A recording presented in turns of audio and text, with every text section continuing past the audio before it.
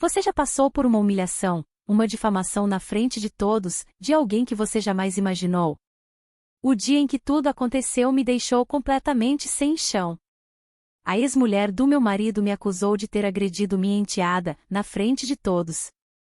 Esse acontecimento mudou nossas vidas para sempre. Mas graças a uma prova, que eu nunca pensei que existisse, eu consegui mostrar a verdade para todos.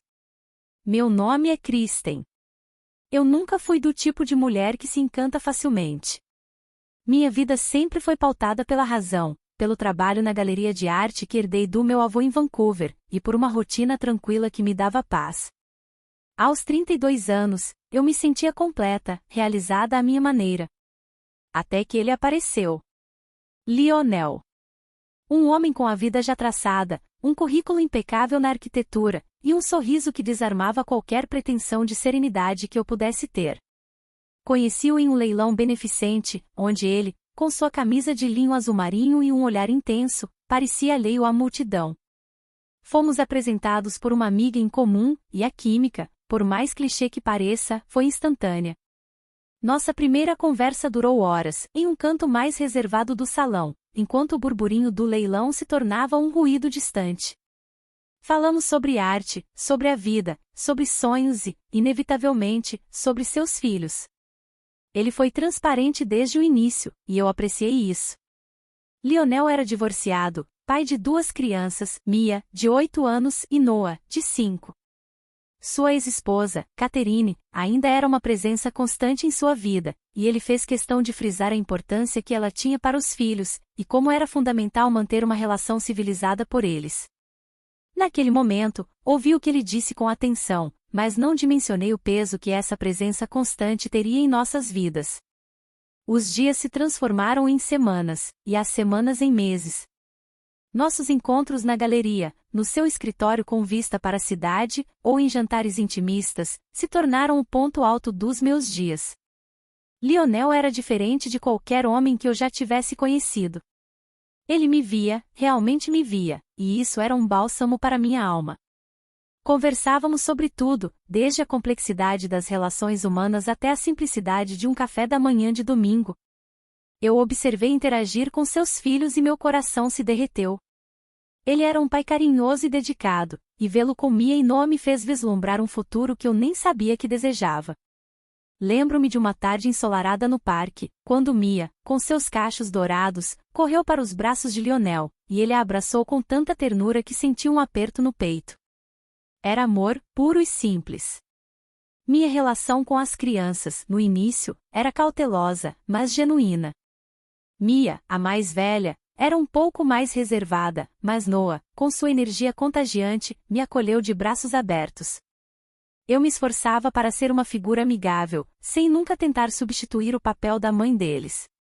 Levava-os para passear no parque, ajudava com a lição de casa, e até arriscava algumas receitas de biscoitos que eles adoravam.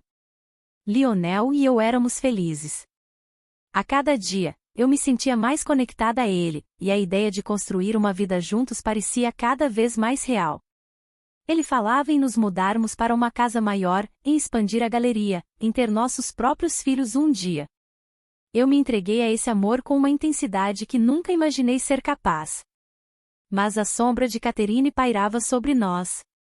No começo, eram pequenos incômodos. Chamadas inesperadas no meio do nosso jantar, mensagens a Lionel com problemas urgentes sobre as crianças, que na maioria das vezes, podiam esperar. Eu tentei ser compreensiva. Afinal, eles tinham uma história, e o bem-estar dos filhos vinha em primeiro lugar. Mas a frequência e a intensidade dessas interrupções começaram a me incomodar. Lionel sempre justificava: é pelos filhos, querida. Precisamos manter a paz. E eu, ingênua, aceitava. A situação piorou quando Lionel e eu decidimos oficializar nosso relacionamento para a família e amigos. Organizamos um pequeno jantar em nossa casa. Catherine estava presente, claro, como mãe das crianças. Desde o momento em que ela entrou, senti a tensão no ar. Seus olhos, antes amigáveis e um tanto distantes, agora me fuzilavam com uma intensidade que me fez tremer. Ela estava impecável em um vestido preto justo, os cabelos louros impecavelmente arrumados, e um sorriso falso que não alcançava seus olhos. Durante o jantar, ela fazia questão de relembrar momentos do seu casamento com Lionel, como se eu não estivesse ali. Lembra, Lionel, quando a gente foi para Paris? Mia adorou a Torre Eiffel, essa música era a nossa música de casamento, não é? Eu sentia o desconforto de Lionel, e o meu próprio, crescer a cada minuto. Tentei ignorar, manter a compostura, mas era difícil. Parecia que ela queria marcar território, deixar claro que, apesar do divórcio, ela ainda era parte da vida de Lionel de uma forma que eu nunca seria. Após o jantar, as atitudes de Catherine se tornaram mais explícitas. Ela passou a enviar mensagens agressivas para Lionel, questionando a minha presença na vida dos filhos e até mesmo me acusando de coisas absurdas, como não dar atenção suficiente a eles, ou de ser uma má influência. Lionel sempre me mostrava as mensagens, pedindo desculpas pela situação, mas eu via a preocupação em seus olhos. Ele tentava amenizar, dizia que ela estava apenas ciumenta, que era difícil para ela me ver com os filhos. Eu tentava acreditar, mas algo em mim me alertava para a malícia por trás de suas palavras. A tensão escalou exponencialmente quando comecei a notar a mudança no comportamento de Mia. Ela, que antes era apenas um pouco mais reservada, agora parecia distante, por vezes assustada em minha presença. Suas respostas eram monossilábicas, e ela evitava o contato visual. Meu coração se apertava a cada vez que a via assim. Perguntei a Lionel se algo havia acontecido, e ele, preocupado, disse que Mia estava um pouco confusa com a nova dinâmica familiar. Ela só precisa de tempo, ele me assegurava, mas eu sentia que havia algo mais. Uma tarde, eu estava na cozinha preparando o lanche para as crianças, quando ouvi a voz de Catherine vindo do quarto de Mia. As portas estavam entreabertas, e as palavras dela, sussurradas, mas carregadas de veneno, me atingiram como um raio. Aquela mulher não gosta de você, filha. Ela está apenas fingindo para o seu pai. Ela é má. E sabe, ela não se importa com você. Meu sangue gelou. Eu queria entrar no quarto e confrontá-la, mas me contive. Que tipo de mãe faria isso com a própria filha? Que tipo de pessoa semearia tanto ódio no coração de uma criança? Nos dias que se seguiram, a situação se tornou insustentável. Catherine começou a ligar para Lionel no meio da noite, alegando que Mia estava com febre, ou que tinha pesadelos por minha causa. Ele, preocupado com a filha, corria para lá, e eu ficava sozinha, em minha casa, com a mente a mil. Eu via o cansaço no rosto de Lionel, a culpa em seus olhos. Ele estava preso entre a lealdade à ex-esposa, por causa dos filhos, e o amor que sentia por mim. E essa situação estava nos esgotando. O clímax veio em um sábado, quando Lionel e eu decidimos levar as crianças para um parque de diversões. Era um dia lindo, o sol brilhava, e a risada de Noah ecoava pelo ar. Mia, apesar de ainda um pouco contida, parecia estar se divertindo. Estávamos na fila de uma montanha-russa infantil quando Catherine apareceu. Ela estava acompanhada de um homem que eu não conhecia, e seu rosto estava contorcido em uma expressão de fúria. Ela ignorou Lionel e veio direto na minha direção. Você! Como ousa tocar na minha filha? Ela gritou, apontando o dedo para mim. As pessoas ao redor começaram a nos olhar, curiosas e alarmadas. Meu coração disparou. Eu não entendia o que estava acontecendo. Lionel se colocou entre nós, tentando acalmar a situação. Catherine, o que é isso? O que está acontecendo? O que está acontecendo? Ela repetiu, com a voz embargada de raiva. Essa mulher, essa bruxa, bateu na minha filha. Mia me contou tudo. Minha respiração falhou. Bater em Mia? Aquilo era um absurdo tão grotesco que eu mal conseguia processar. Eu senti o sangue escoar do meu rosto. Eu jamais faria algo assim, eu gritei, minha voz tremendo de indignação. Como você pode dizer uma coisa dessas? Mia, que estava ao lado de Lionel, encolheu-se, os olhos mareados. Noah, assustado, agarrou a perna do pai. Catherine continuou, teatralmente, as lágrimas escorrendo pelo rosto. Ela deu um tapa no rosto de Mia porque ela não quis comer o jantar. Minha filha chegou em casa chorando, com uma marca vermelha no rosto. A mentira era tão descarada, tão cruel, que eu senti uma pontada de náusea. Eu nunca, em toda a minha vida, sequer levantaria a mão para uma criança, muito menos para a filha do homem que eu amava. As pessoas ao redor começaram a murmurar. Alguns me olhavam com pena, outros com repulsa. Eu via o julgamento em seus olhos, a condenação baseada em uma mentira vil. Lionel, apesar do choque, manteve a calma. Ele olhou para Mia, para mim, e para Catherine. Catherine, isso é impossível. Eu estava com elas o tempo todo. Isso não aconteceu. Sua voz era firme, mas eu percebi a dor em seu olhar. Ele sabia que Catherine era capaz de tudo, mas ver o nível de sua maldade era um golpe. A humilhação pública foi avassaladora. As acusações de Catherine ecoavam em meus ouvidos, e os olhares das pessoas eram facadas. Eu sentia meu rosto queimar de vergonha e indignação. Eu queria gritar, queria me defender, mas as palavras simplesmente não saíam. Era como se a minha voz tivesse sido arrancada de mim. Lionel, no entanto, não hesitou. Ele me abraçou, e pude sentir a força de seu apoio. Não importa o que ela diga, eu acredito em você. Eu sei que você jamais faria mal a Mia. Suas palavras foram um bálsamo em meio ao turbilhão. Mas o estrago já estava feito. A notícia se espalhou como fogo. No dia seguinte, meu telefone não parava de tocar. Amigos, conhecidos, até mesmo clientes da galeria, ligavam, alguns com curiosidade, outros com um tom de censura velada. Recebi mensagens anônimas nas redes sociais, me chamando de monstro. Meu mundo, que antes era tão tranquilo e previsível, desmoronou em questão de horas. Os pais da escola de Mia e Noah começaram a me olhar torto, a cochichar quando eu os encontrava na rua. Eu sentia que meu nome estava sendo arrastado na lama. As vendas na galeria caíram drasticamente. As pessoas que antes admiravam meu trabalho, agora me olhavam com desconfiança. Lembro-me de uma senhora, uma cliente fiel que comprava arte de mim há anos, que entrou na galeria, me olhou com uma expressão de repulsa, e saiu sem dizer uma palavra. Era doloroso demais. Eu estava sendo condenada publicamente por um crime que não cometi. Lionel estava furioso com Catherine, mas também estava dilacerado pela situação. Ele tentou conversar com Mia, perguntar a ela o que tinha acontecido, mas a menina estava visivelmente abalada, e apenas repetia o que a mãe havia lhe instruído. Ela me bateu, papai.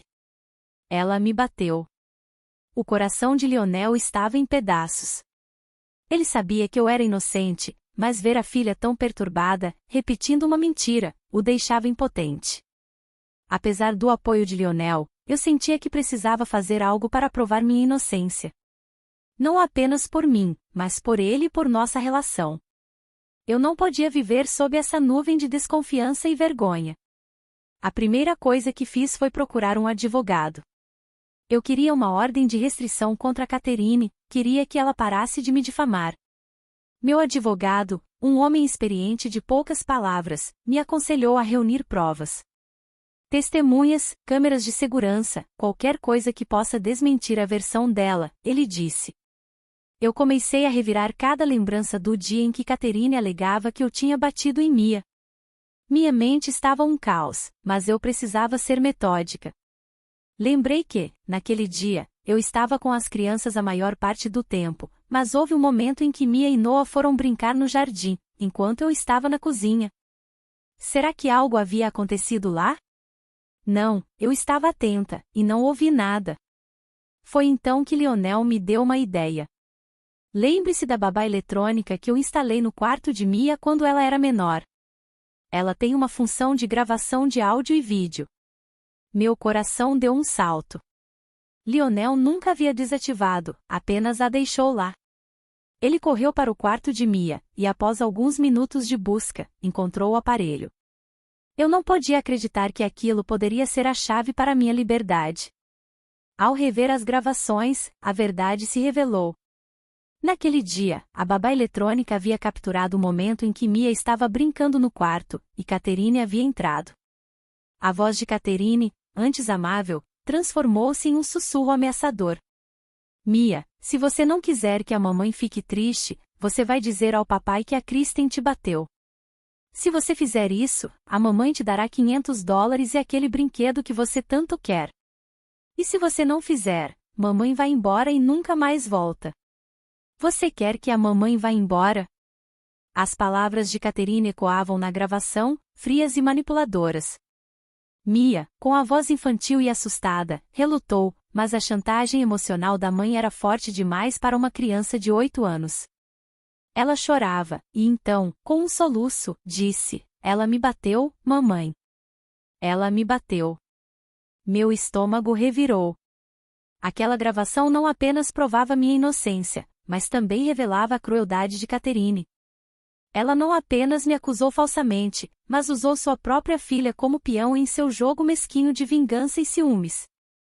Lionel assistiu à gravação comigo, e seu rosto estava pálido, chocado. A dor em seus olhos era palpável, não apenas pela minha humilhação, mas pela forma como sua ex-esposa havia corrompido a inocência de sua filha. "Eu não posso acreditar", ele sussurrou, a voz embargada. "Como ela pôde fazer isso com Mia?" Meu advogado, ao ouvir a gravação, ficou impressionado. "Isso é ouro, senhora Kristen. Isso vai acabar com ela." Ele agiu rapidamente. No dia seguinte, ele entrou com uma ação judicial contra Catherine por difamação e calúnia. A gravação da babá eletrônica foi a principal evidência. A audiência foi um circo de mídia.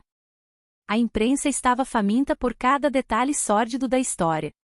Catherine, ao ser confrontada com a gravação, tentou negar, alegou que a gravação era falsa, que eu estava tentando manipulá-la. Mas a voz, inegável, era dela. O juiz, após ouvir a gravação e testemunhos, não teve dúvidas. Catherine foi considerada culpada por difamação e calúnia, e condenada a pagar uma indenização de $500 a mim. A decisão também lhe tirou a guarda primária de Mia e Noah, que passou para Lionel, e ela só poderia vê-lo sob supervisão. A vitória legal foi um alívio imenso, mas as cicatrizes da humilhação pública e da dor emocional que eu sofri ainda estavam lá. Minha reputação começou a ser restaurada, mas o processo foi lento. As vendas da galeria voltaram a crescer, e as pessoas que antes me condenaram, agora se desculpavam. Mas a maior vitória foi a recuperação do meu relacionamento com Mia. Depois que a verdade veio à tona, Lionel teve longas conversas com ela. Com o tempo e muita terapia, Mia começou a entender a manipulação de sua mãe e a se abrir comigo novamente. Ela me abraçou um dia, seus olhos cheios de lágrimas, e sussurrou: "Me desculpe. Eu não queria machucar você." Aquelas palavras valiam mais do que qualquer indenização em dinheiro. A relação de Lionel com Catherine se tornou praticamente inexistente, limitada apenas a contatos mínimos e formais, mediado pelos advogados, para o bem dos filhos. Mia e Noah, agora sob a guarda de Lionel, prosperaram. A inocência de Noah foi preservada, e Mia, livre da influência tóxica da mãe, floresceu. Eles se tornaram parte da minha vida de uma forma que eu nunca imaginei. Nós nos mudamos para uma casa maior, com um jardim onde as crianças podiam brincar. Minha galeria prosperava e eu finalmente me sentia em paz. A canção inesperada que Lionel trouxe para minha vida, antes abafada por discórdias, agora soava clara e vibrante. A vida nunca é um conto de fadas perfeito, mas, finalmente, eu tinha a melodia da felicidade em meu coração, e a certeza de que, juntos, poderíamos superar qualquer adversidade. A jornada foi árdua, mas no final, o amor verdadeiro e a verdade prevaleceram. Obrigada por ouvir a história de Kristen. Se você gostou desse vídeo, por favor curta e compartilhe para nos apoiar a trazer mais histórias inspiradoras, e se inscreva no canal para não perder nenhum lançamento. Até o próximo vídeo.